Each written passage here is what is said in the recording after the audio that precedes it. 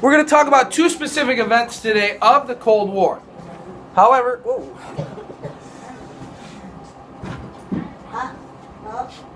the Korean and Vietnam Wars. Now, what does the term Cold War,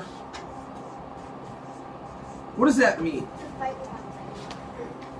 Okay, I kind of like that. To fight without fighting. So, since you use the same word, what do you mean in terms of fight without fight? Okay, you might fight with words. What do we call fighting with words? Argument. Okay, argument, or a big girl word would be God. not God. Debate. Debate. Right? So, the struggle of the Cold War is between what two superpowers?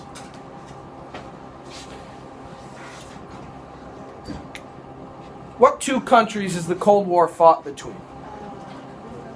Not Korea and not Vietnam. No. What two countries is the Cold War? So we have the United States and the USSR, which used to be called Russia, but is now called the Soviet Union. And because it's a Cold War, does the U.S. and the Soviet Union ever battle each other? No. Not directly, no. So they're not going to lose soldiers directly against each other. We will never invade the Soviet Union. The Soviet Union will never invade the United States. So that's what the term the Cold War means. However, there are certain events within the context of the Cold War, because it lasts from 1945 to 1991. So that's a long time. Right? It's 46 years that it lasts. The struggle. Good morning, Oliver. Here's a note sheet for you. There are certain struggles and there are certain events that do include fighting with soldiers. However, they are not linked directly to the United States and the Soviet Union. However, both are going to help. Two of those events are the Korean and Vietnam Wars. Two separate wars, two separate countries in East Asia. Now, the United States, after World War II, becomes a major superpower. What is there, and what is our now, what is our idea that all countries should be? What kind of political system?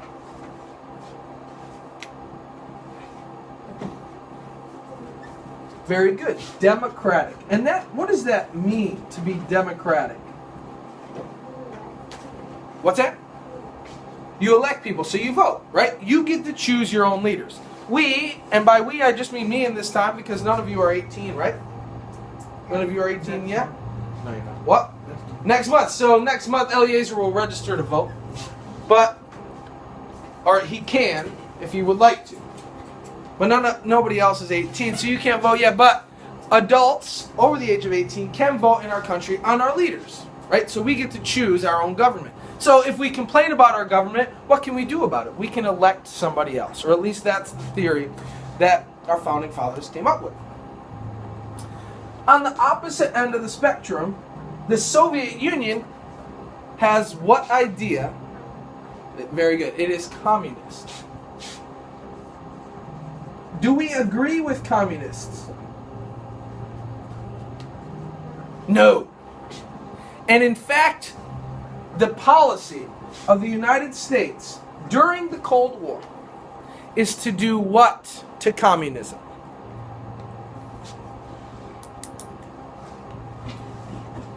It's another C word. Not convert. A little bit less pushy than that. No, not convince. Not control. It does start with a C-O-N though. Conquer. Not conquer.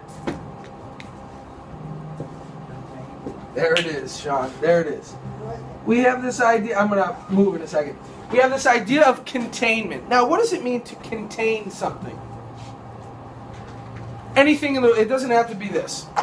When you contain something, what are you doing to it? Okay, you're holding it. Okay. Are you letting it go somewhere else? Do you let it go somewhere else? No, you're containing it. You're keeping it in one place. The wasp the other day. I contained the wasp in the classroom. I didn't let it leave the classroom until I killed it. But that's different. Don't think that contain means killing, because it doesn't. I kept the wasp in here. I contained the wasp in this classroom. Sort of. No, I did. It stayed in this classroom. But that is our policy. We realized early on that those countries after World War II that have become free or have become new nations that were already communist, we can't defeat that. It would take too much, and it would take another war to stop them. So our ideas are to contain it where it is. So that means it can't do what? Expand or spread. We don't want communism to spread anywhere else. So these two struggles, amongst others, are wars fought in those countries with our help to contain communism. Now, why did communism get there in the first place? We're going to find that out. But much like the United States helped Germany out after World War II, remember we talked about that with the Marshall Plan? We wanted to help them out, to get an ally, but also to make Germany democracy rather than communist. Okay? So we went in there and helped. The Soviets are going to do that to many countries as well. They're going to go in and help to get an ally, but also to make them communist. That's why, again, going back here, we are fighting without fighting the Soviet Union, but it's over that idea of democracy versus communism. Okay, so let's move on here. So here, you don't have to draw this yet. You will draw it later.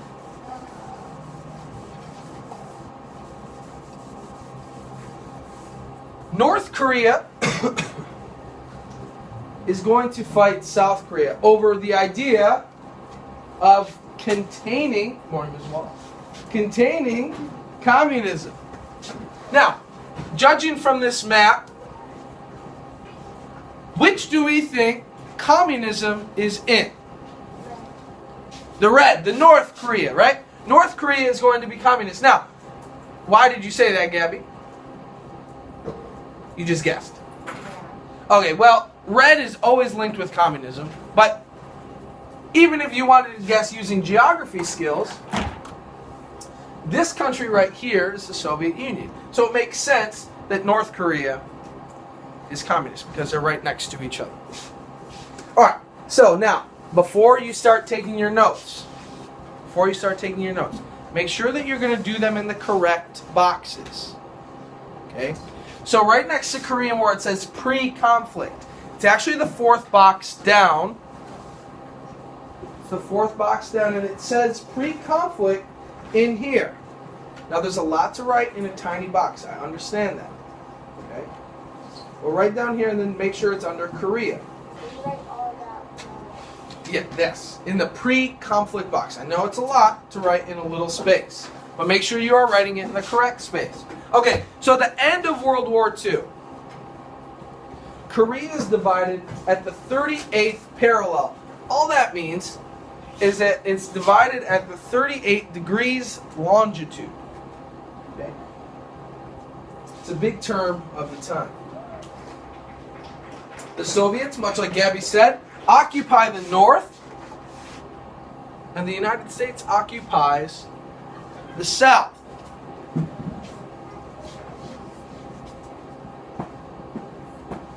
The Soviets install communists into the north because they want North Korea to maintain its communist status. In 1950, only 5 years after the end of World War II, North Korea invades South Korea. They want to unify the country. However, by unifying the country, what government are they going to become? Communist. Very good. Do we want that as the United States? No. So we are quickly going to help.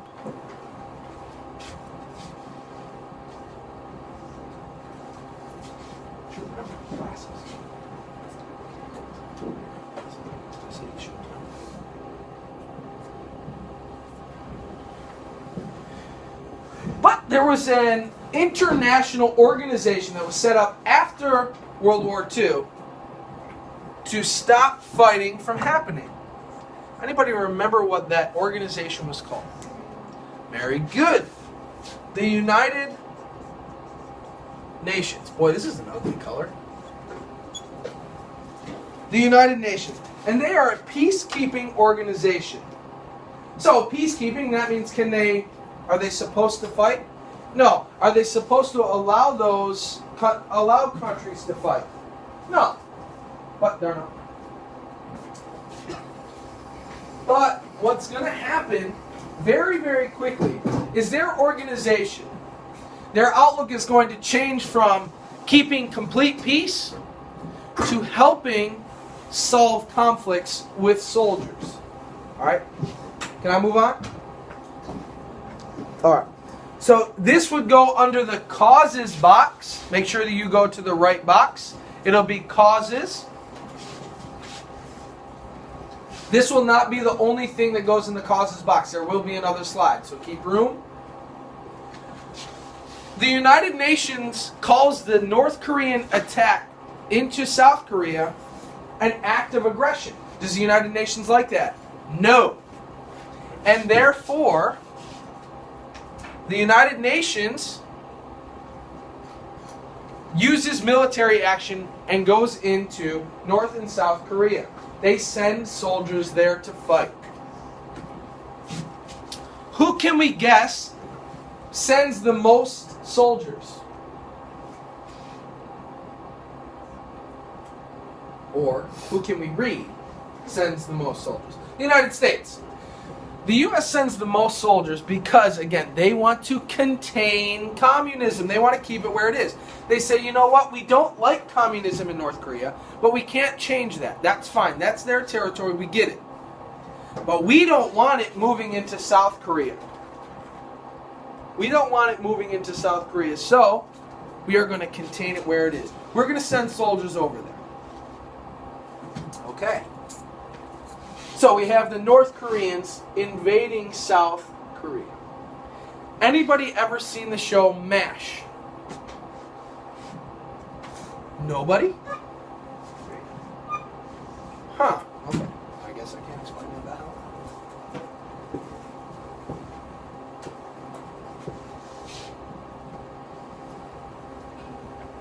So again, like I said, there will be more. One other slide for the causes box, so make sure you leave room. So the United Nations, like I said, quickly changes from being peacekeeping to peacemaking because it's going to have to create peace here. Unfortunately, it means they're going to have to send troops there to solve the conflict. Yes, the old show MASH. So you've seen it, right? So MASH is a show with, what's that guy's name? Aldo. I can't remember the guy's first name. But they are a military, I can't remember what MASH stands for. But it's a show based on the Korean War. They have a medical unit in Korea, actually right outside of Seoul, which is the capital of South Korea, and they help soldiers get back onto the front or send them back home if they're damaged enough. It's essentially a hospital. All right. So here is the other slide for cause. This would be it. So the U.S. is going to send their troops in. They're going to push north. okay, of this 38th parallel, and in fact go all the way up to the Yalu River. Now, the Yalu River connects with what country? China, yes. Now, China is an ally of which of those countries? The U.S. or the Soviet Union? Soviet Union. Why are they allies? What government does China have? Communist. We haven't learned about that in detail yet. We will. But China has a communist government, so they align themselves with the Soviet Union. So Douglas MacArthur, we remember him from fighting in World War II in the Pacific. Remember, he was the guy who won all those wars with island hopping. Very popular guy. He asks permission. He asks, the president, Harry Truman. He says, hey, can I bomb Manchuria, which is part of China? We don't want China getting involved with this, so can we show them who's boss? What do you think Harry Truman says? Why do you say he says no? Because. Or did? Here you go, sir. So Leslie says no, and her reasoning is because. A very detailed reason. They haven't done anything, okay? A bunch of you said yes. Okay, Katie, did you say yes? Why do you say yes? Why do you think that we are going to bomb China?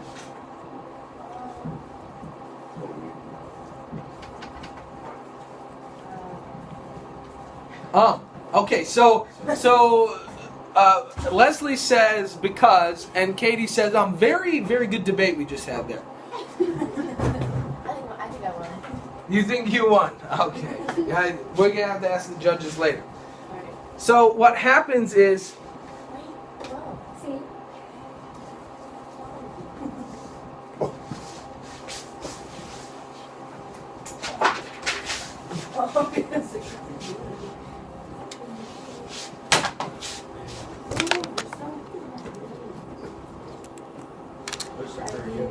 saved its life.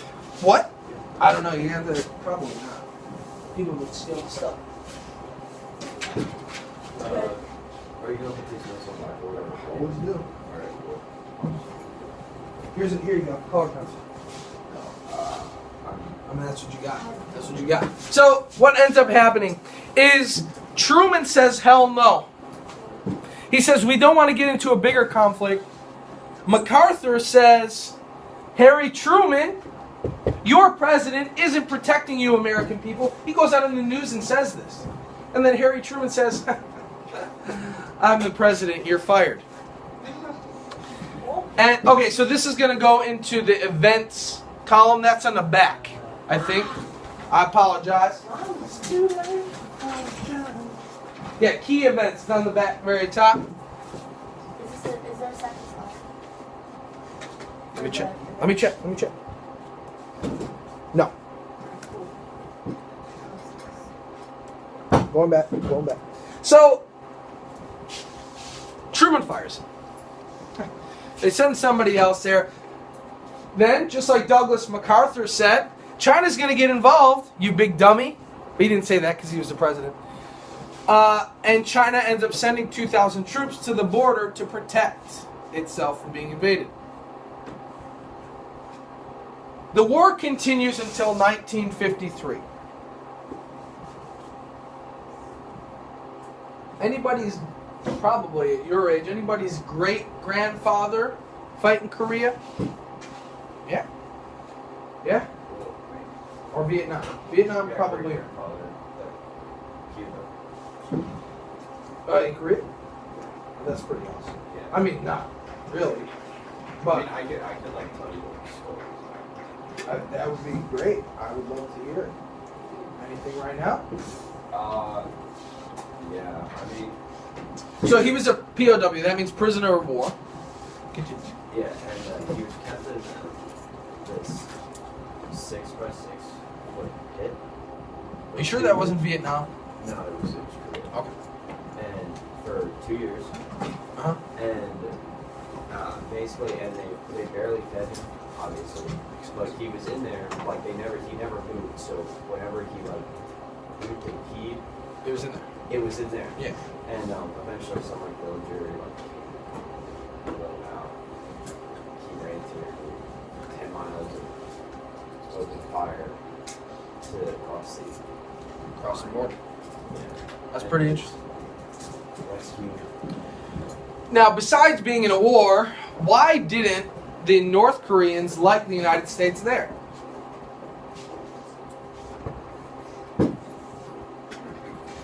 I mean, yes, you're told by your commanding officer that you have to shoot at these people, you have to not like these people. But why did the North Koreans not like the United States there? Because they Well, they were keeping them from spreading communism. were keeping them from spreading communism, yes. What else were they keeping them from? Making Korea one country, united under one. Makes sense. What, was it the U.S.'s business in the first place? No. Right? We are in their land, their territory. For what? For what?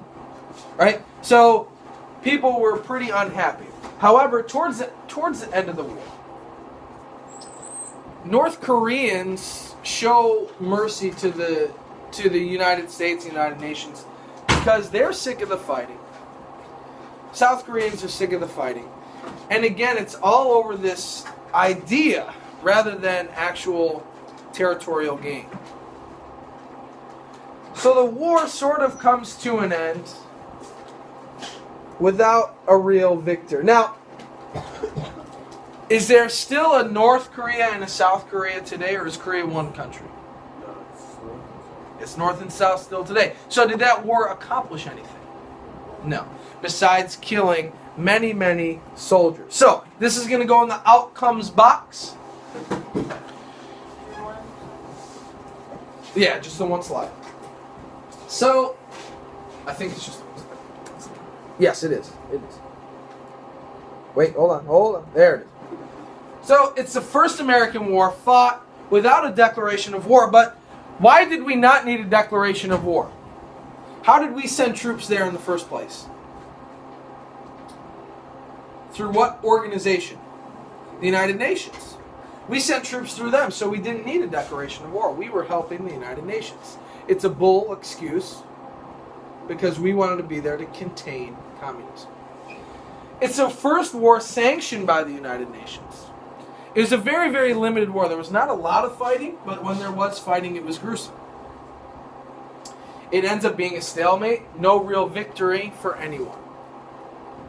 No real victory for anybody in the war. Nobody wins. Nothing is accomplished. We took it as a victory, though historians now say that we lost that war. And the reason being is because we lost soldiers for nothing. It's kind of like the war on terrorism today. We are not allowing terrorists much damage all around the world. However, we are losing soldiers on a day-to-day basis. For what? For what real outcome? We're not stopping terrorism. We're essentially just containing it to where it is. So we're not winning by any means today either. Yeah, we were keeping it from worse. You're right. I mean, that's, In a way, yes. But we're not stopping it. It is something, you're right. you can't really stop it. That's not something. Well, that's what I'm saying. It's more of a containing action. Right? And it's the first war where there is somebody who has insubordinate feelings, and that was General Douglas MacArthur.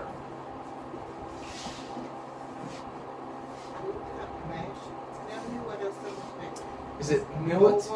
Mobile. Army Surgical Hospital. There it is.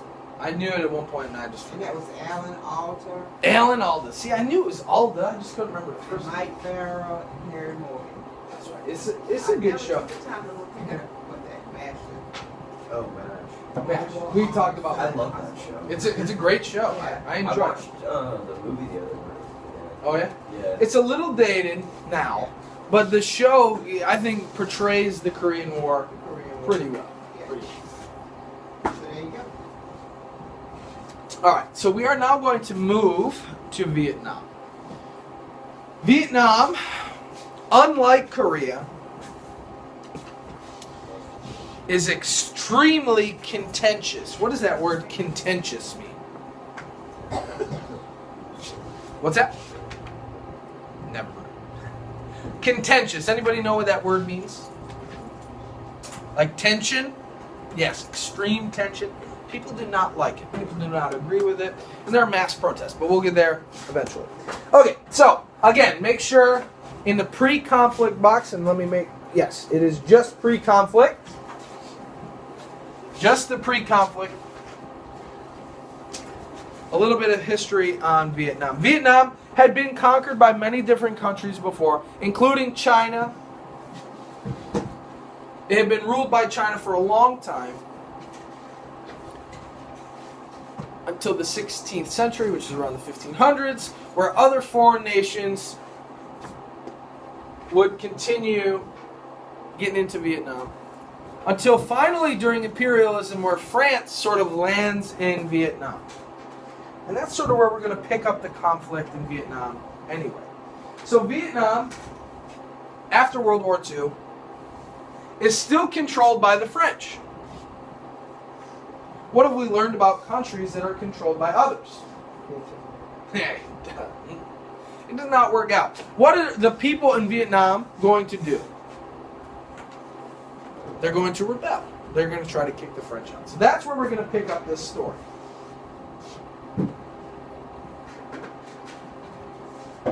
That's where we're going to pick it up. But we're going to see how it, again, relates back to the idea of containing communism. Of course, Korea and Vietnam are very similar in ways and very different in other ways. In terms of the conflicts, not the countries themselves. Two completely different countries. So some of these are details that aren't too important. Just the fact that China ruled them for a long time, and France for the time leading up into the conflict is what is majorly important.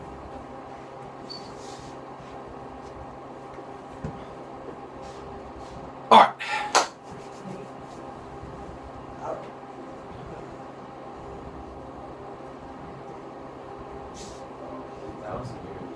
I know, it's a long time. Yeah. Long time.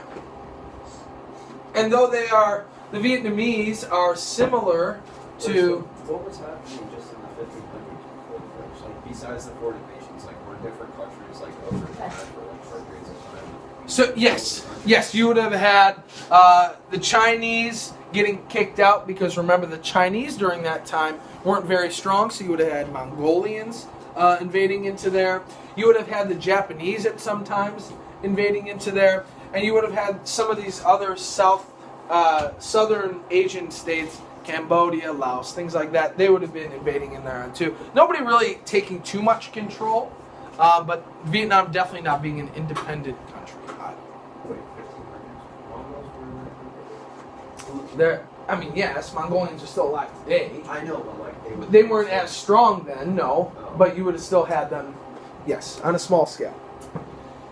So, the French, this is going to go, it really should go in pre-conflict, but we'll put it into causes. We'll put it into causes. The French monopolized the sale of alcohol, salt, opium, you know, that big drug trade up there in China. The French are going to control everything. Remember, during imperialism, what is the big motivator of imperialism? Why do countries take over other countries? Money. Mostly money, but yeah, and control on goods. So that's what the French are doing there. They're trying to, dig into the pockets of the Vietnamese. They open mines up there, rubber plantations. Rubber is a big export of Vietnam. Grows there in the jungles. And in the 20th century, so getting into the 1900s, we have this leader, the rebel leader, Ho Chi Minh, and he is going to lead a resistance against the French. He's going to kick them out. However, Ho Chi Minh is a communist.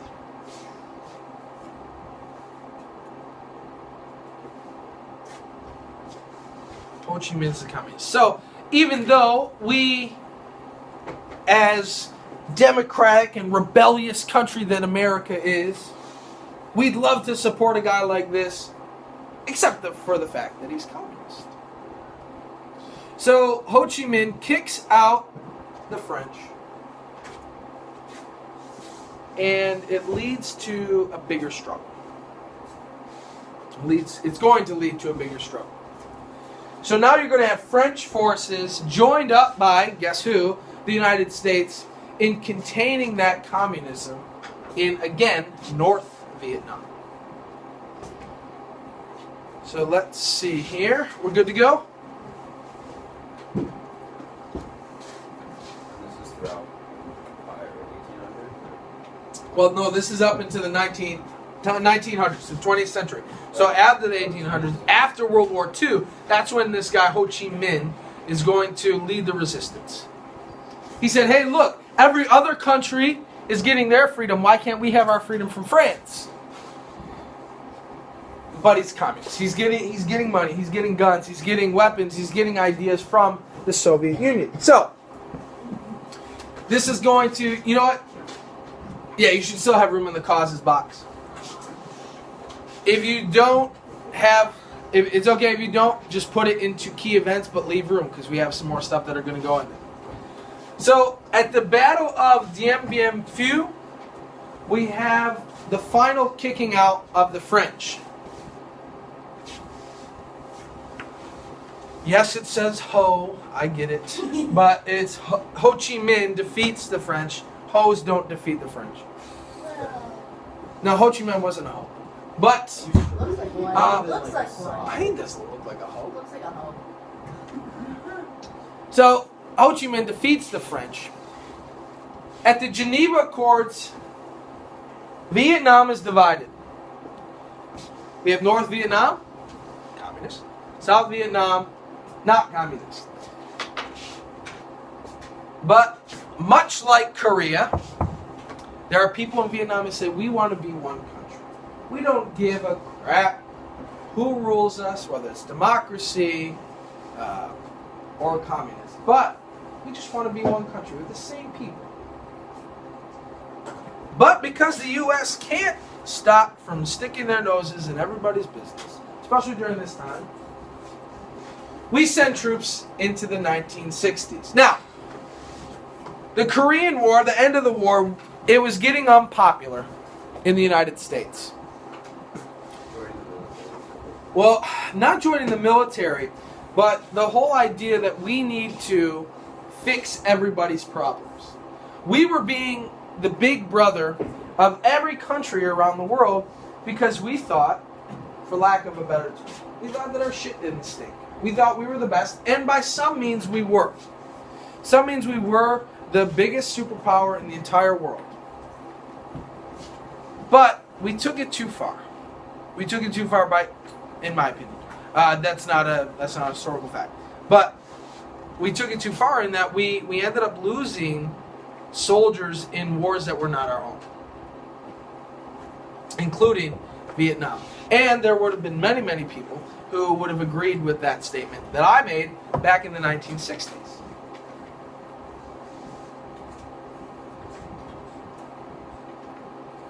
Well, and even continuing today, yes. But on a large scale here, and we're going to see why in just a moment. Alright, so you don't have to write this down, but just this idea that this good-looking chap here, Mr. Dwight D. Eisenhower, President of the United States, is going to come up with. We've all seen dominoes, right?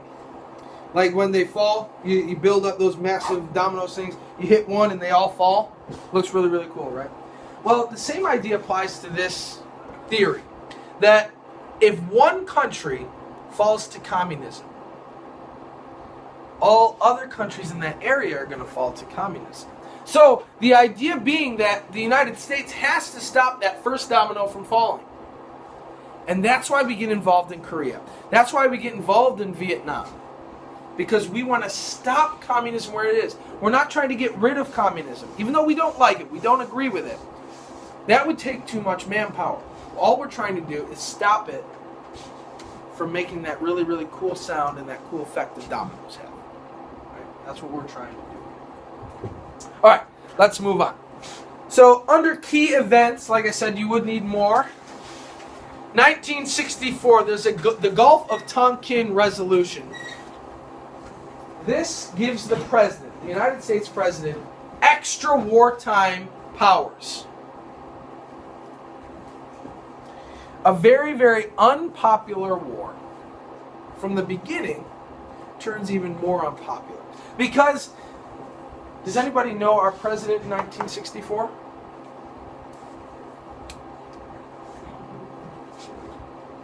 What's that? It's not Ford. It's not Waite. Oh, don't look it up. That's boring. It's not Eisenhower. So in 1960, we elect one of our most popular presidents of all time. Good-looking dude, John F. Kennedy. So his term would have ended his first term would have ended in 1964. However, his first term ends a little bit before that, 1963, because he is shot and killed in Texas in November of 1963. So his vice president, a Texas man himself, Lyndon B. Johnson, takes over. And Lyndon Johnson takes over in 1964. So he is the man with all this power. In 1965, Lyndon Johnson, with his new power, begins bombing strategic places in Vietnam. He sends 184,000 troops to Vietnam. The unrest begins to continue. That doesn't make sense. It continues where there's not enough volunteer soldiers, not enough people signing up to be in the army, that we have to institute something. When the United States doesn't have enough soldiers, but we need soldiers, what do? We draft them. So, I don't know the exact year. I'd have to look that up. But America institutes the draft, where any man over the age of 18 has to sign up to be in the draft. Now, that's still today. You still have to sign up. I signed up when I turned 18.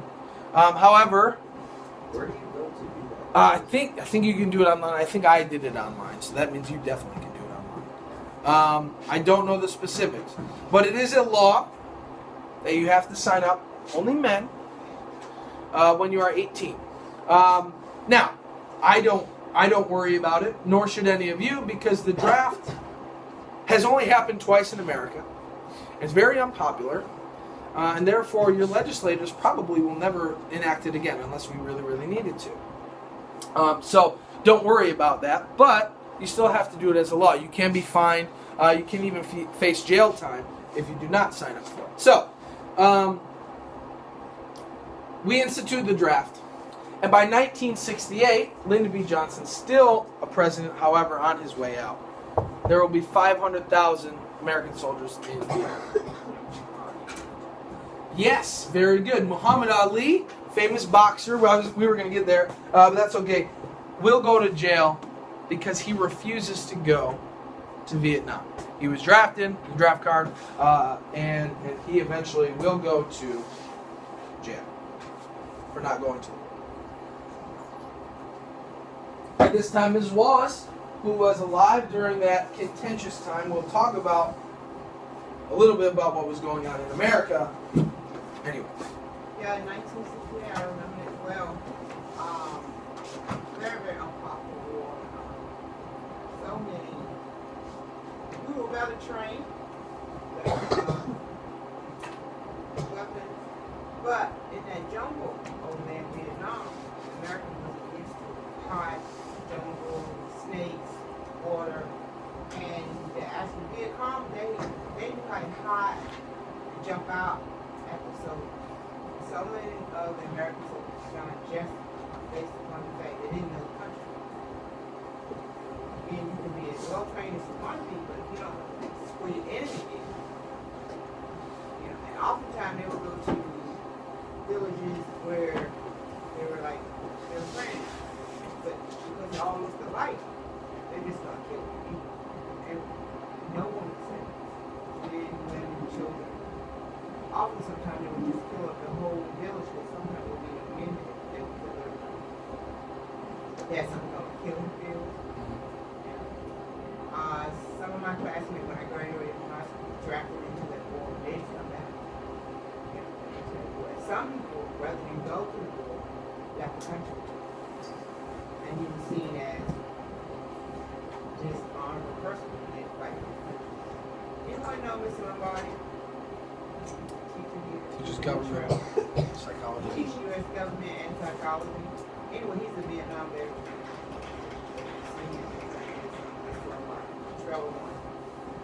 So that's what I know about the war. And then it got really, really popular. Protests for the draft cars. American flag was being burned at that time. Right down here in East Carolina. Because we were losing. Terrible. Boys never good, but that one I remember vividly in my mind. I didn't have any first family brothers, but they weren't drafted like that. I didn't know close to us in this book, but I know about the war. Not just in history books, but what? Thank you, Mrs. Walsh. And it was a very, very contentious war. And people did not like going. And I'm going to show you a couple of pictures of the protest. And that's just an American idea. But the whole idea again was that we were going to contain communism where it was already lying.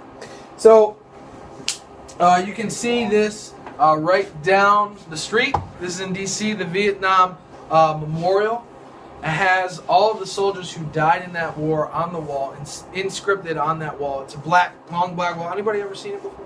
I'm sure you've seen it, even if you didn't take the time to look at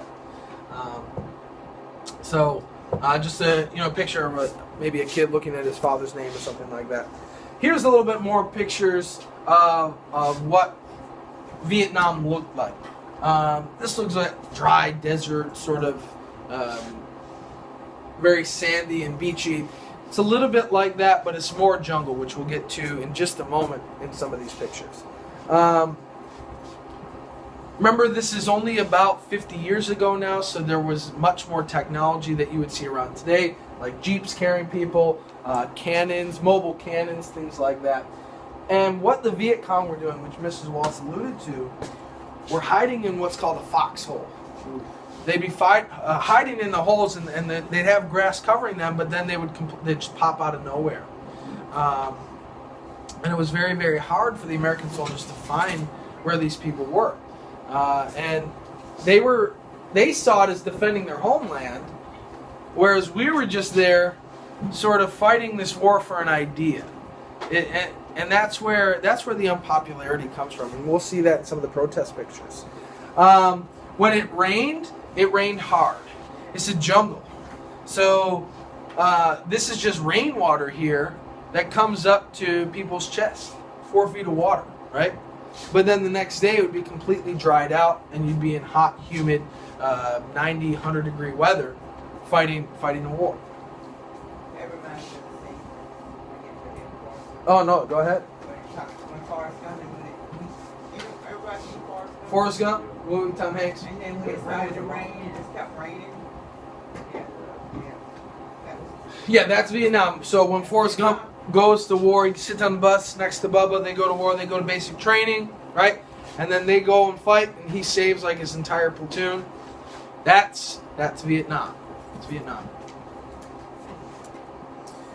And here is Forrest bringing out his soldiers. No, I'm just kidding. That's not actually him. But you have them bringing them out again in knee-deep water there, and you don't know what's underneath. There's snakes. You're in the jungle. Snakes, scorpions, all that kind of nasty stuff. So not all. What's that? Leeches. Yeah. You're not just fighting the Viet Cong, but you're fighting the elements as well. And again, like Mrs. Wall said, we were better trained soldiers. We had more superior weapons. We had more money. But it didn't matter. We were fighting in their territory that we didn't understand. All right, so we have, again, new technology, storming the beaches of Vietnam. New weapons, machine guns, things like that, getting ready. This looks like more modern stuff for you. Color pictures. These are real pictures that I'm showing you here. Machine guns. You have soldiers over there. They're in green, trying to blend in. But it was tough. It was not an easy war. And it had to try to keep the feet dry. Yeah. Oh, yeah. That was a big thing. You have choppers, being able to drop bombs, and what's that? What's that stuff called? Can't think of the chemical war. What's it? Yeah. It's a chemical. Agent Orange. Agent Orange. Yeah, there would be chemical warfare that came back. Yeah. Now this picture sort of depicts what another facet of why the war was so unpopular back home. About in the 1960s, there was a movement back home. Many of us are familiar with the Civil Rights Movement, where African Americans were fighting for their rights in America. So, at this time, there was roughly 10% of the U.S. population was African American, and however, represented by the draft, at its highest point, about 20% of the people being drafted were African American. A huge disparity from looking at the entire population. Of those 20%, 25% of the casualties, meaning deaths, were African American. So not only were we drafting men to go over and fight for a war that many Americans did not agree with, but African Americans were being used in ways that were seen as unfair as well, even within the context of the desegregated, in quotes, army. Okay, in just this picture alone, there are 2 white gentlemen and 4 black gentlemen fighting in Vietnam. Now, was that how it was all the time? No, but the statistics are there to support that theory. Yeah, they're pulling somebody out of one of those foxholes. Yeah, because what they would have to do is they'd have to go in and sort of swoop around. Very dangerous job to do. You drop into a hole for Viet Cong, you're dead, essentially. But yes, they are pulling him out of the hole. And then, again, this would have been a MASH unit, one of those mobile units, mobile hospitals there, where at a moment's notice, if they were going to be under fire, they would have to move that entire unit, the entire hospital. They would have to move. Kind of interesting there. All right, before we leave, I just want to show you some protest pictures. We are finished with the notes. We're going to have to finish this up another time. But I do want to show you some...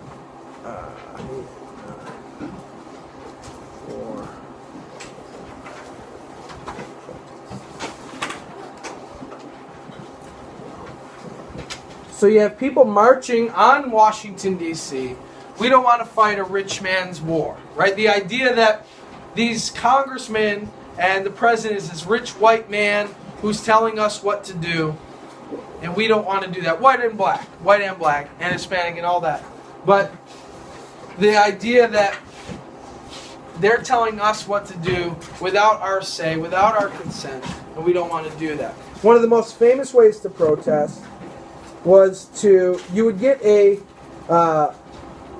draft card, right? You'd get this card. It kind of looks like your Social Security card, if you've ever seen that before. Made out of that same material, like thicker paper. And people would burn their cards to signify that, hell no, I'm not going to fight that war, right? And again, you could be fined or even jailed for this, much like Muhammad Ali was. All right, so we are finished up for today.